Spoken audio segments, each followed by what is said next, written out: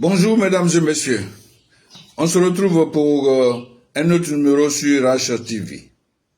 La situation de la Coupe du Monde des clubs nous interpelle aujourd'hui. On s'est tous fourvoyés. La FIFA, l'instance mondiale, a eu raison en créant cette compétition de plus. Ça met effectivement en valeur et ça nous permet, nous, observateurs, de connaître le poids réel des différents clubs. On a pensé qu'en étant champion d'Europe des clubs, on avait des joueurs qui étaient considérés comme les meilleurs joueurs du monde. Même un seul prix, le Ballon d'Or, qui était uniquement réservé à la compétition phare de l'UEFA, celui qui a le Ballon d'Or est considéré comme le meilleur joueur du monde. Ce n'est que du bluff. La création de cette Coupe du Monde des clubs situe un peu la valeur de tous les clubs sur cette planète. Hier, en une soirée, le club finaliste de la récente compétition de la Ligue européenne des clubs, l'Inter de Milan, est passé à la trappe 2-0 face à Fluminense, club brésilien du Rio de Janeiro. Les Brésiliens en ont profité pour danser la samba devant les interistes pressés de rentrer à Milan.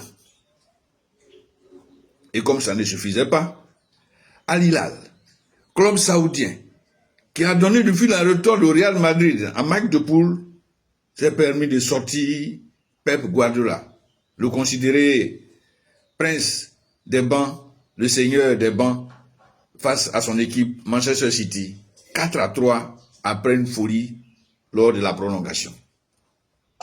Qui le crut?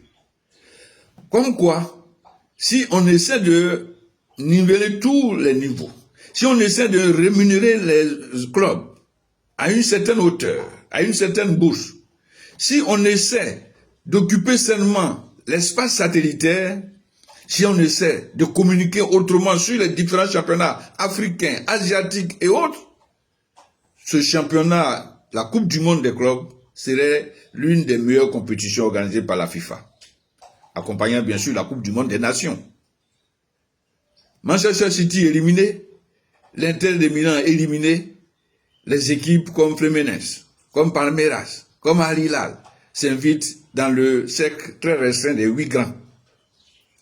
Honnêtement, il faut l'avouer, il revient à l'Afrique de revoir sa copie, de revoir son design pour donner à ces compétitions interclubs sur le continent de la valeur ajoutée.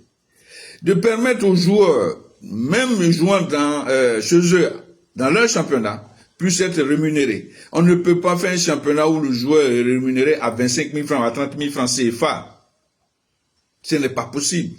C'est pourquoi ils sont convoités par l'Europe. Si vous venez chez moi, vous aurez de la visibilité. Ils vont vous connaître et le joueur s'en va, quittant son pays, quittant son continent, sans la moindre identité.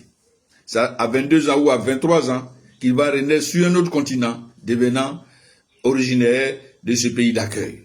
Non, il faut revoir. La Coupe du Monde des clubs est une interpellation, même au pouvoir, aux hommes politiques, à nos constitutions, à nos organisations, pour repenser le jeu, pour repenser le football, repenser l'avenir de notre jeunesse. Vous allez comprendre le discours de la FIFA.